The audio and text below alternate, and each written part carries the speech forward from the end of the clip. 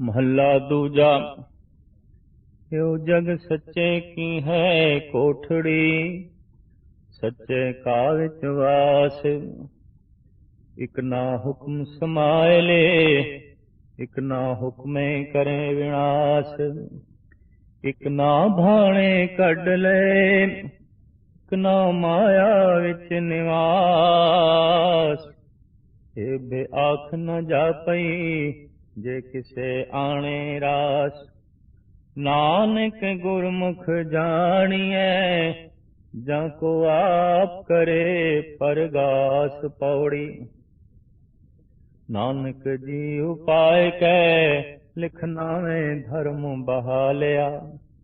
उथे सच्चे ही सच निबड़ै, सुन वख कड़े जज मालिया। थाव न पाए ने कूड़ियार, मोह काले दोजक चालिया। तेरे नाए रते से जिण गए, हार गए से ठगण वालिया। लिखना वे धर्म बहालिया, लिखना वे धर्म बहालिया। आशा दीवार दी ਇਹ ਜੋ ਦੂਜੀ ਪੌੜੀ ਹੈ, ਇਸ ਵਿੱਚ ਜੋ 3 ਸ਼ਲੋਕ ਨੇ। ਤੀਜਾ ਸ਼ਲੋਕ ਸਾਹਿਬ ਸ੍ਰੀ ਗੁਰੂ ਅੰਗਦ ਦੇਵ ਜੀ ਮਹਾਰਾਜ ਦਾ ਹੈ, ਜਿਸ ਵਿੱਚ ਆਪ ਫਰਮਾਨ ਕਰਦੇ ਨੇ, ਇਹੋ ਜਗ ਸੱਚੇ ਕੀ ਹੈ ਕੋਠੜੀ, ਸੱਚੇ ਕਾ ਵਿੱਚ ਵਾਸ। ਸਮੂਹ ਸੰਸਾਰ ਪਰਮਾਤਮਾ ਦੇ ਰਹਿਣ ਦਾ ਘਰ ਹੈ। इस कोठी दे व्यापक रूप दे वो रह रहे हैं। बनस्पति, सागर, ग्रह, नक्षत्र, रेत दे जर्रे तो लैके सूरज दियां किरणा, हाथी, कीट, पहाड़, पाताल, आकाश, जिथे तक निगाह जाती है और जो अदृश्य दुनिया है, ये सारा जगत, ये सारा ब्रह्मंड उस अकाल पुरख दे रहन दी थां है। कोई विशेष ठिकाना परमात्मा का नहीं है भी फलानी थां ते है तो इसका मतलब है इस थां ते नहीं है।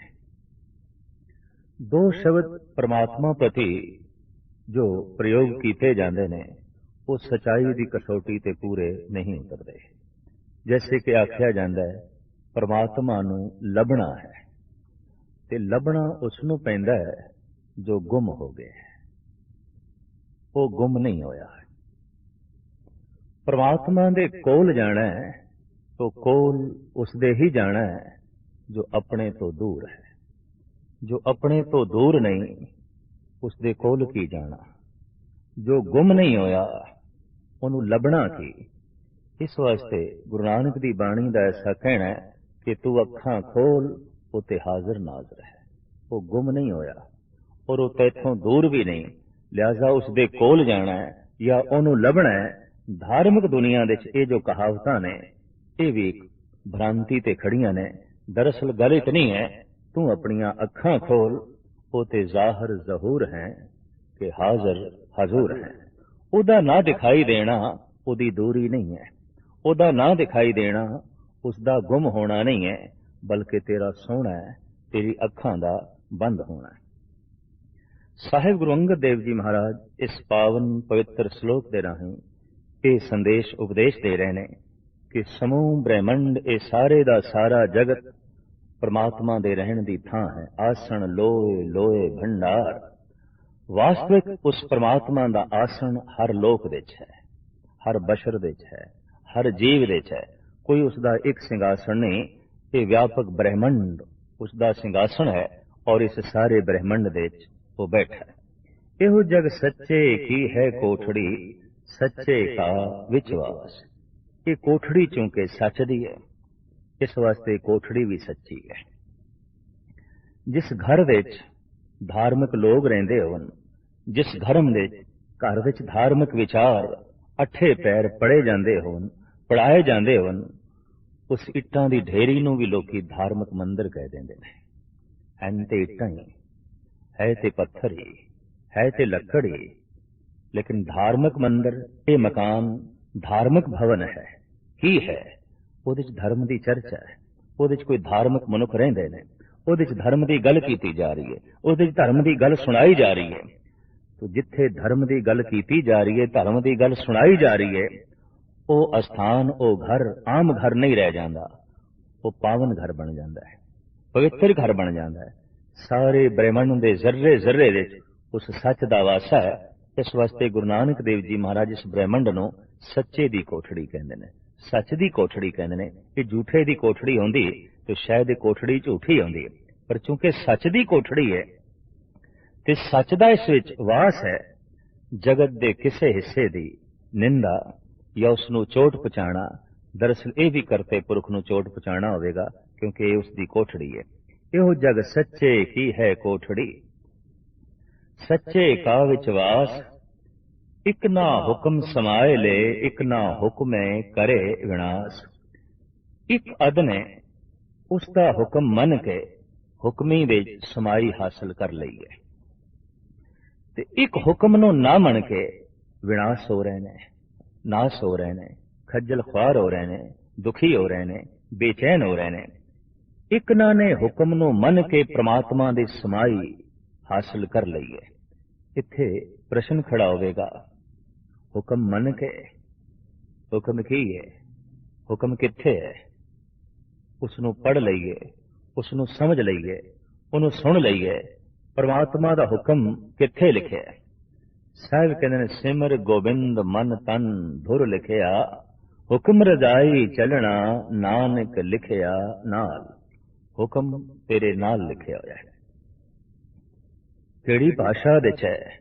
ਦਰਅਸਲ ਪਰਮਾਤਮਾ ਦੀ ਭਾਸ਼ਾ ਅੱਖਰਾਂ ਵਿੱਚ ਨਹੀਂ ਆਉਂਦੀ, ਮੌਨ ਦੀ ਭਾਸ਼ਾ ਹੈ, ਖਾਮੋਸ਼ ਭਾਸ਼ਾ ਹੈ, ਭਾਵ ਦੀ ਭਾਸ਼ਾ ਹੈ।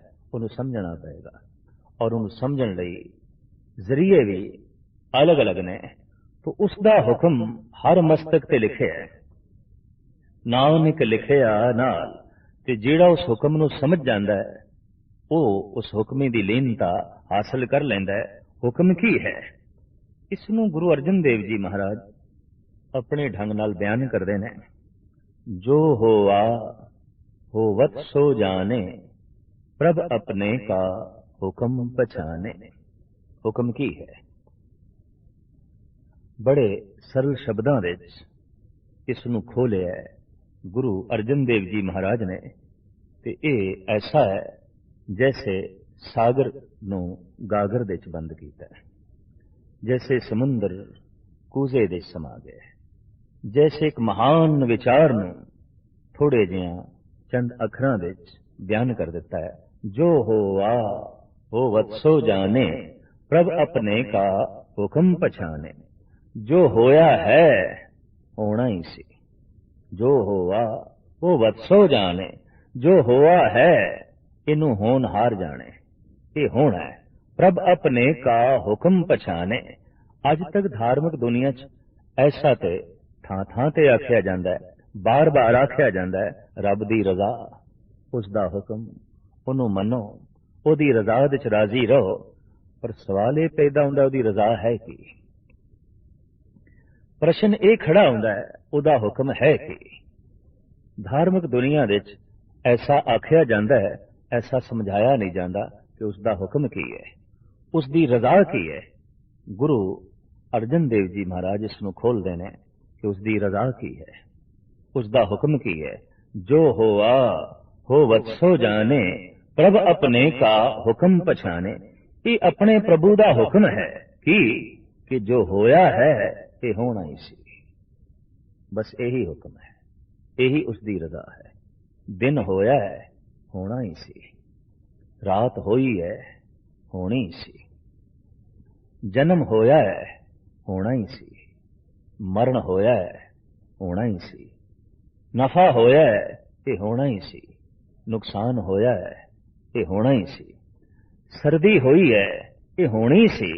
ਗਰਮੀ ਆਈ ਹੈ, ਇਹ ਆਉਣੀ ਹੀ ਸੀ।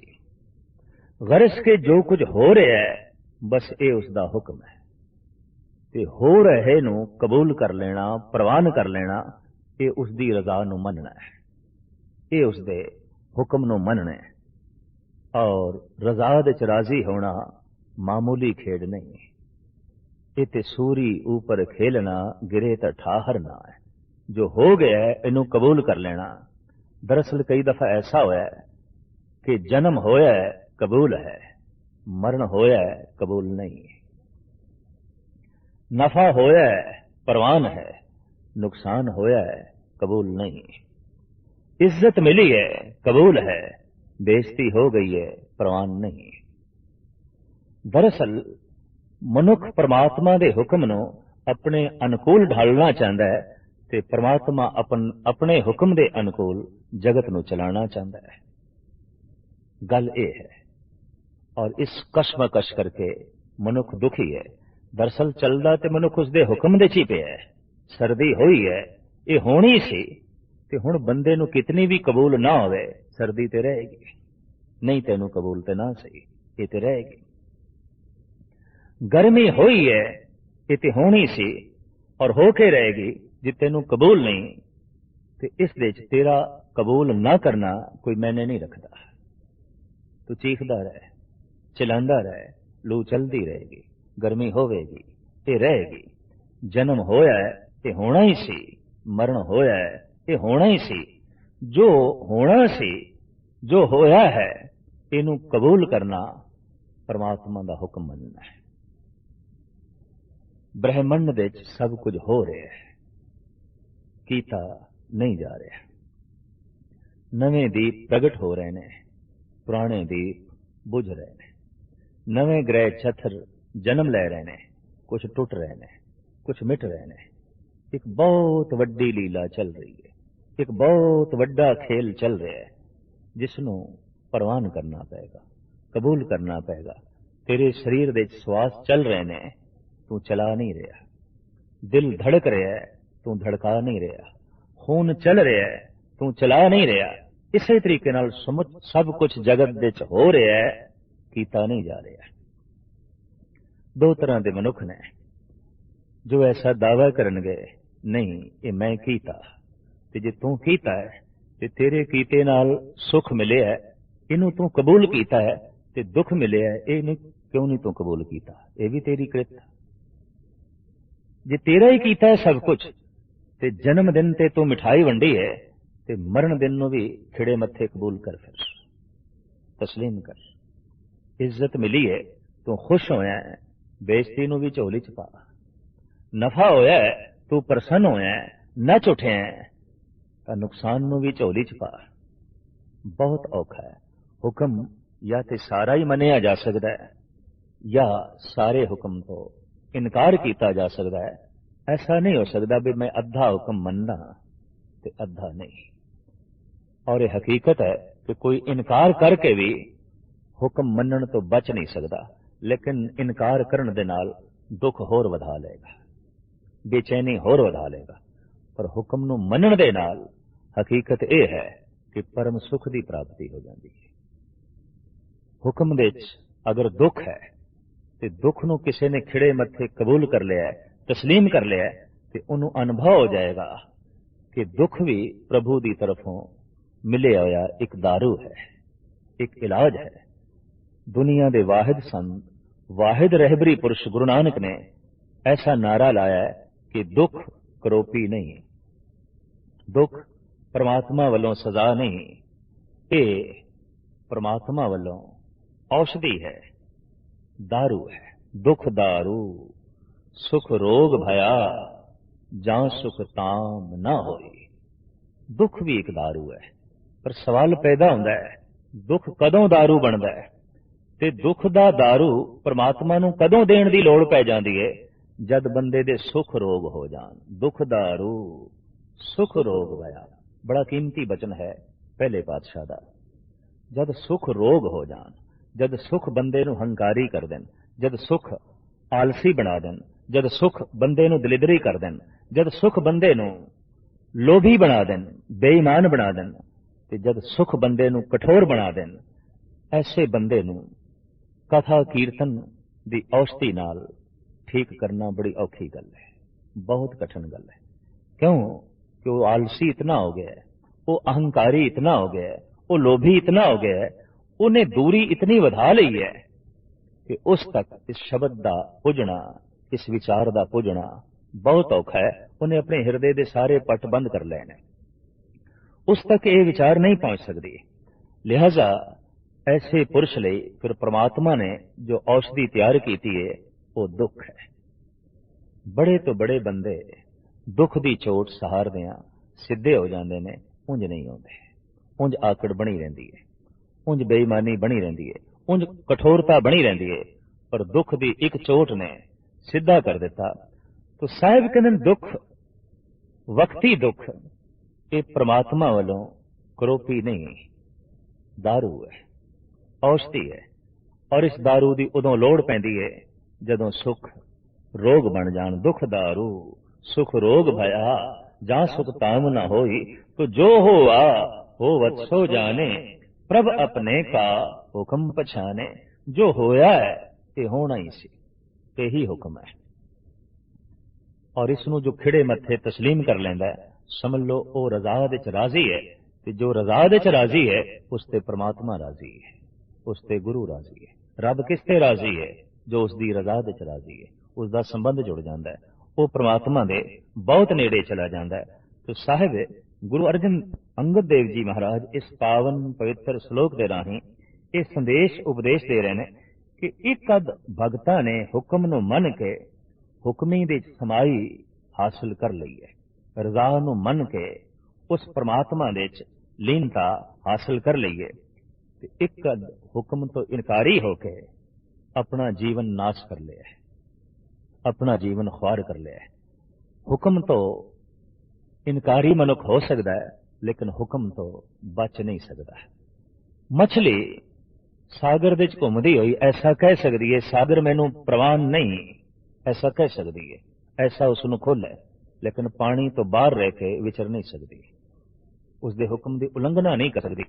उसके हुक्म तो इनकार होने का जज्बा उजागर कर सकती है। नदी के एक कंढे तो लेके दूसरे कंढे तक मच्छी जा सकती है, पर पानी तो बाहर निकल के कलोल नहीं कर सकती। मच्छी दरिया विच घूमदे आया ऐसा कह सकती है पानी विच रहना मैनू कबूल नहीं, पानी विच विचरना मैनू ये प्रवान नहीं, लेकिन फिर भी पानी तो बाहर रह के ये विचर नहीं सकती। मनुख ऐसा कह सकता है हे परमात्मा ये तेरा हुक्म मैनू कबूल नहीं, ये तेरी रजा मैनू प्रवान नहीं, लेकिन फिर भी उसकी रजा तो बाहर हो नहीं सकता, फिर भी उसके हुक्म तो बाहर हो नहीं सकता। बारीक बुद्ध रखण वाले ने ईश्वर के इस राज को समझा, इस राज को जाने, और इंज कह लो इस राज का ही सदका उन्होंने वास्तविक परमात्मा को जाने। कहो नानक जिन हुक्म पछाता, प्रभ साहिब का तिन भेद जाता। तो एक ना हुक्म समाए ले, एक ना हुक्मे करे विनाश, एक ना भाणे कढ़ ले, एक ना माया विच निवास।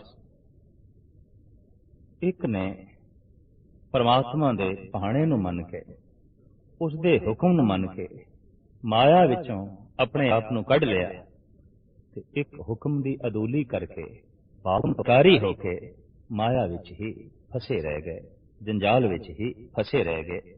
ये भी आख न जा पई जे किसे आने रास, ये भी दिखाई नहीं देंदा, और ऐसा भी दावे नाल नहीं आख्या जा सकता कि जिंदगी किस दी रास आई, जगत ते आया किस दा सफल होया। मनुख फैसला कुन गल नहीं कर सकता, फलाना जन्नत दे चला गया, फलाना स्वर्गवास हो गया है, फलाना ब्रह्मलीन हो गया है। मनुखी दुनिया दी ये सारियां कहावतां ही ने, ये हकीकत कुछ भी नहीं, क्योंकि मनुख दे अपने अंदाजे ने, मनुख दियां अपनियां क्यास आराइयां ने। मनुख दे कोल ऐसी कोई दूरबीन नहीं कि उसने देख लिया होवे हाँ वाकई ये ब्रह्मलीन हो गया, वाकई ये सचखंडवासी हो गया। तो साहिब कहते ने ये कहण मात्र गल नहीं, ये पुन्नी पापी आखण नाए कर कर करना लिख ले जाओ।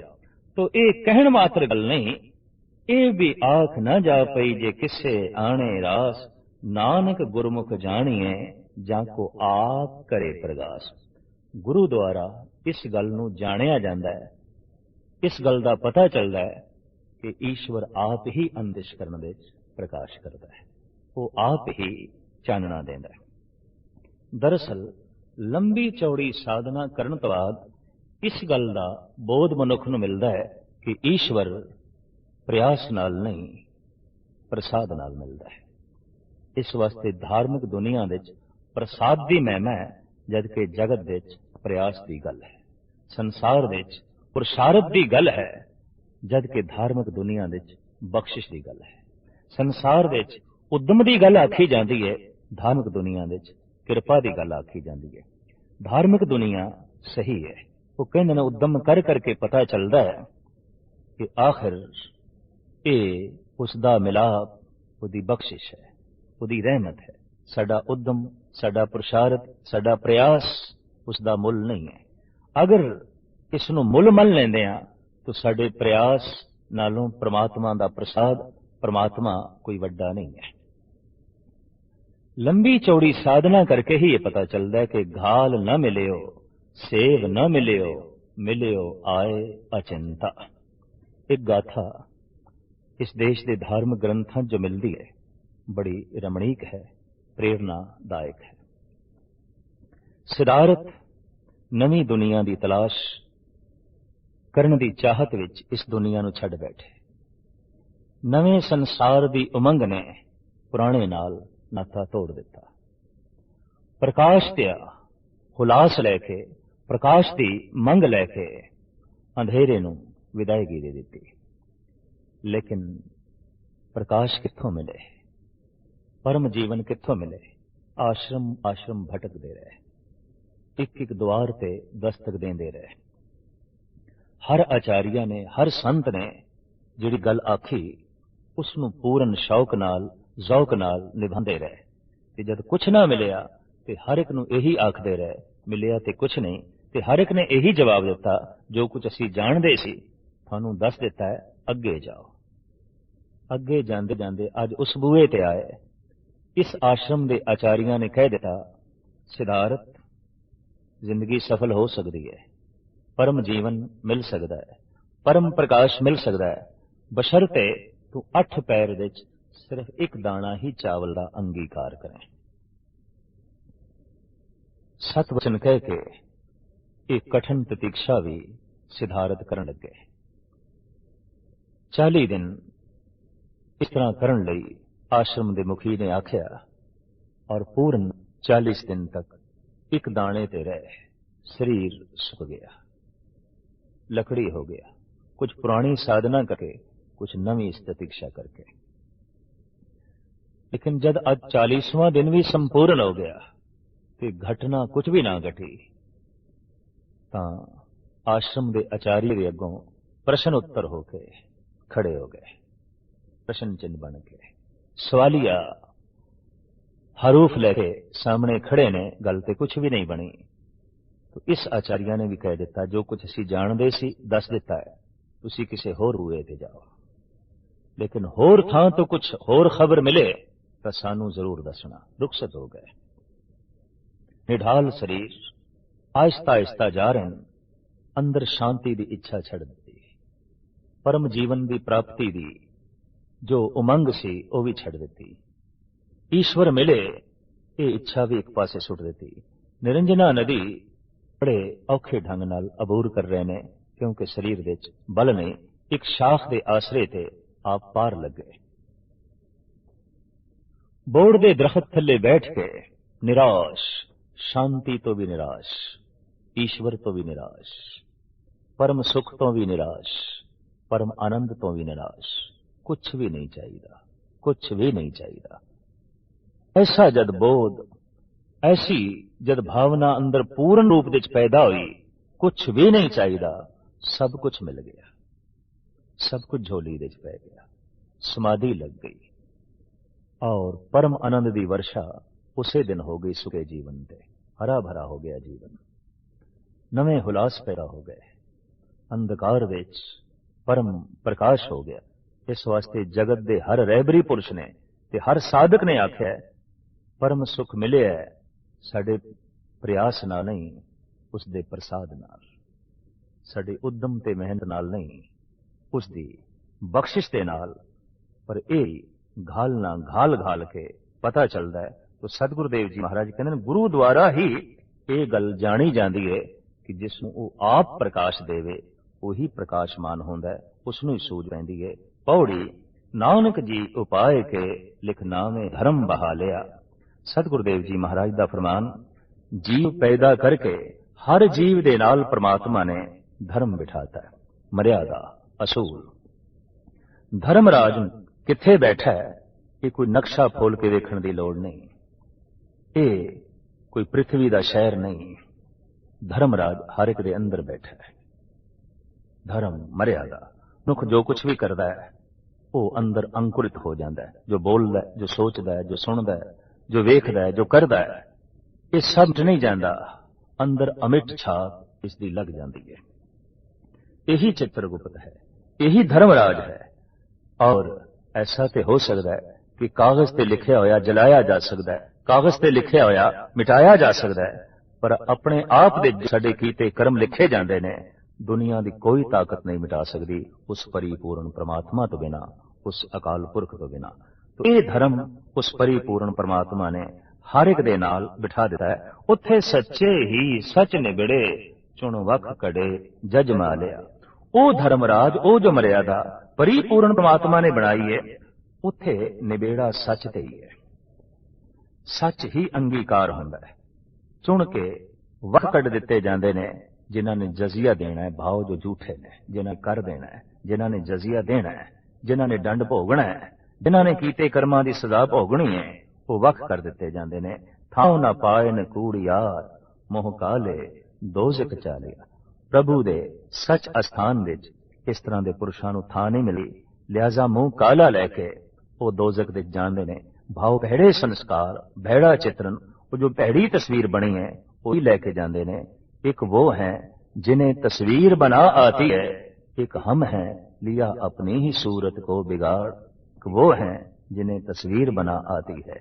अक्सर मनुख ने अपनी तस्वीर अंदर आप बनानी है, लेकिन इतनी बिगाड़ बैठता है जिसका जिक्र साहब कहते ने कि मोह काले दोज़ख चालिया। काले मुंह नाल चले है दोज़खां विच दुखां भोगण लई। तेरे नाए रते से जिन गए हार गए से ठगण वाले।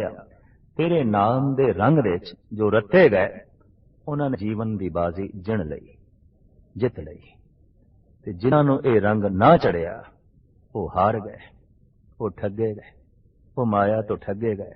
ठगण वाले ही माया तो ठगे गए। संसार नूं ठगण वाले ही संसार तो ठगे गए।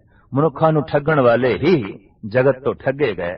और इस तरीके नाल जीवन की बाजी हार गए। लिख नावे धर्म वालिया। साहिब कहंदे ने कि परमात्मा ने जीवां दे कर्मां नूं लिखण लई इस ढंग की मर्यादा, इस ढंग का धर्म नाल बिठा दिता।